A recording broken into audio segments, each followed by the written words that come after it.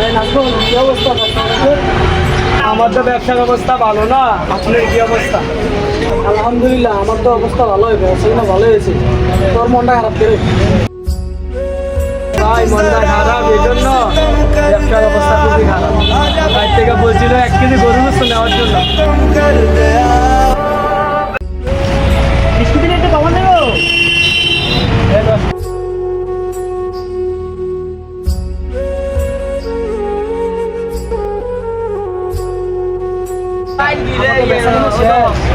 আপনি একটা কাজ করেন, ওই পাশের দোকান থেকে নিয়ে নেন। চলো আর কি।